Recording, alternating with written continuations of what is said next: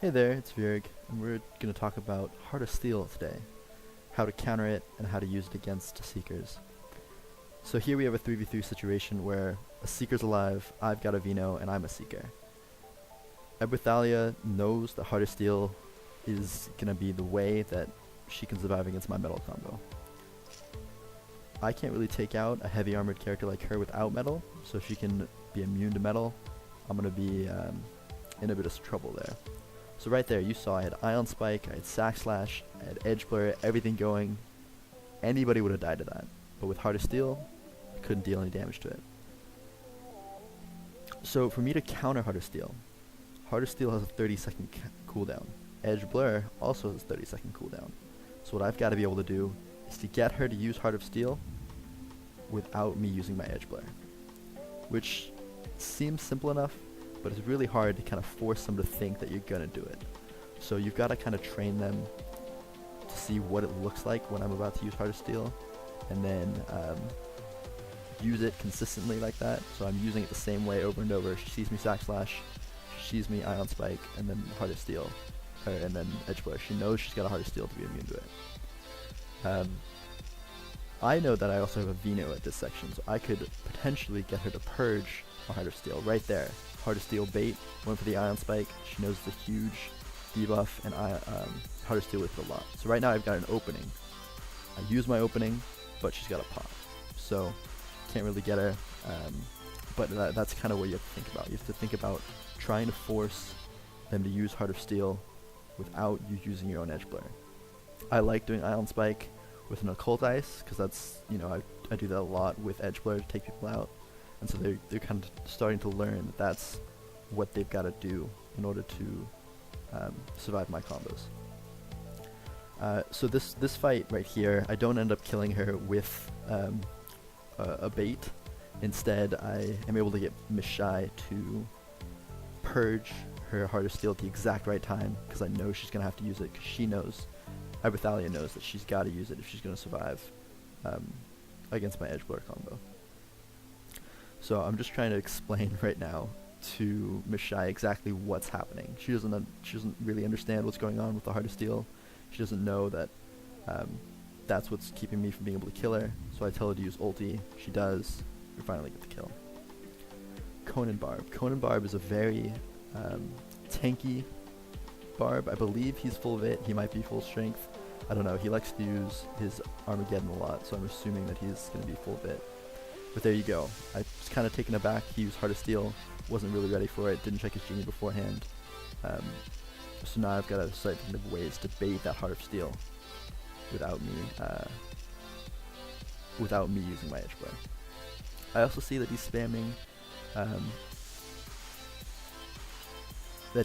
his Armageddon, so I know at some point he's going to take his own charm.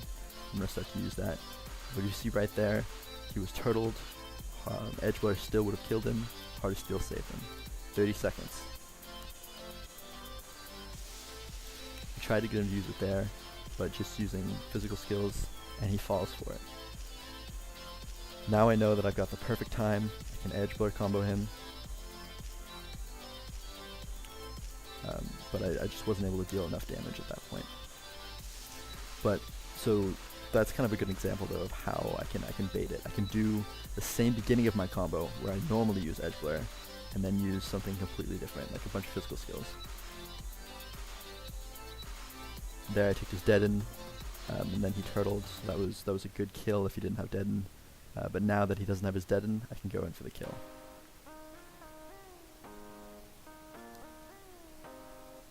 The locks that Barbs can do are pretty amazing. There you go, Heart of Steel. I tried to do it a little bit differently without wasting his Heart of Steel first, but now I'm trying to kill him with physical skills, because I'm dealing, 20k at some point with my Sack Slash combo. Here's just a random Edge Blur, try to get him to use Heart of Steel. Instead he used the pot, probably pretty smart. The pot he used also purifies him, so if I did get the Sack Slash in, and because he was able to purify that, that was pretty safe for him. Right there, I was building chi, trying to go for an Edge Blur, but it his paralyze was just pretty much perfect today. The actual final kill here comes from him using his Armageddon, and me getting the rest of the damage at the right time. So it didn't come down to me baiting his edge blur, but as you can see, edge blur can really lengthen the length of a fight. You can really survive quite well against a Seeker if every time they try to combo, you can get away, avoid that edge blur, or just go in for harder steel.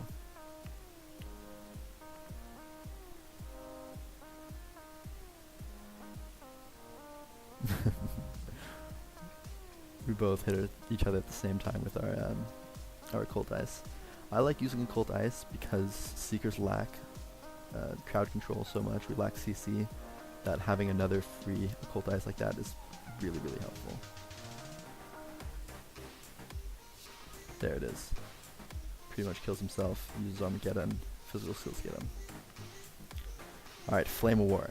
Here we have a full deity, and Mamapola Barb, going up against me, and he's built a genie specifically for me with harder steel. I was not expecting it at all, and it makes it incredibly difficult to go up against a Barb that's got a genie built specifically to 1v1 you. Harder steel is really deadly when it comes to a fight like this, and I was kind of in for some trouble. Then I started to learn about kind of timing people's genies. So flameofwar will stun you, paralyze you, triple spark, occult ice, and then once he gets that occult ice, you're gonna be pretty much dead, because flameofwar has insane amounts of damage for a Barb because he's deity. So once I learned that he occult iced pretty much every time he triple sparks, I was able to start avoiding like that. I was able to start avoiding his occult ice, and I know his genie's on cooldown at that point, and then he won't be able to use Heart of Steel against me. So instead of just a straight bait, it was going to turn into me finding his genie on cooldown at the right time. He does have a high magic genie, so if I wait too long, he will have Heart of Steel back up, but it also lengthens the fight because he won't be able to occult ice because he's used occult ice and Heart of Steel pretty much back to back. Barbs, of course, have so many other things to tank during that time. It's just going to be really difficult. They see another triple spark occult ice, just trying to survive. Have the right timing, he's able to get away and avoid a couple of the hits.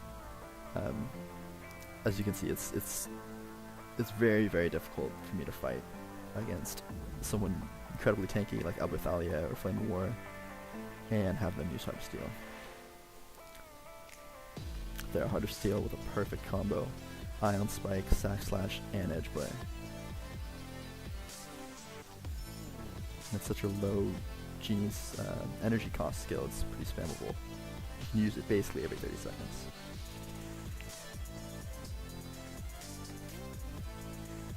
It was kind of at this part that I started to realize his genie trick. And so I wasn't quite figuring out how to go against it, but I knew that right now he wouldn't really be able to do anything, so I just started seeing how my timing with Edge Blur, if I could see if he would still be able to Heart of Steel. So this is just kind of me testing the waters, seeing if, oh, does he have genie left? He does for an occult ice, but he did not at the time for Heart of Steel. However, a lot of people can just run from me, which is really tough because Edge Blur is such a close-up skill. If you just run from the Seeker, which is what I do in 3v3s against another Seeker who's ulti Ion Spike Edge Blurring me, it's also another way to save. So you've also got to find out a way to lock. And without a lot of the CC that we have, I can't really do anything against it. There I Edge Blur without him being in range. I was just trying to force genies, trying to see if I can start to learn his timing. So a lot of times you'll see players fighting and you're like, why did that person do that at that time? That's so obvious, so easily telegraphed. Well, a lot of it is like, we're just trying to learn how the opponent's going to react. So see right there, had him without a genie, perfectly timed with that Edge Blur. Now I just anti-stun past his occult ice. I know I've got a pretty good opening. And then he's got the Panic Iron Guard. He didn't even have enough time to hit an anti-stun or anything. That was his last resort. Now I know that what my idea was to avoid his cold ice and then get him is what's gonna help me win. And so now I've just gotta keep getting that timing right. I know he's got 2 minutes till his pots are off cooldown, so this is the perfect time.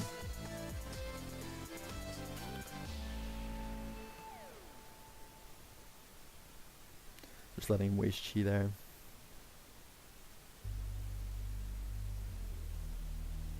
Trying to see if I can force Heart of Steel. Here it comes. The cold ice. Of course his paralyze works. I was like, oh, this is perfectly timed. And then here we have the combo. So, yeah, I mean, I hope that's kind of a good... I hope that helps at all in trying to learn how to play against Heart of Steel, or how to use Heart of Steel against the Seeker. Flameofwar, Conan Barb, and Ebrithalia made great use of it against me. But yeah, I mean, it's always fun to try and find ways to counter other people's counters. Thank you guys for watching and have a great rest of your day.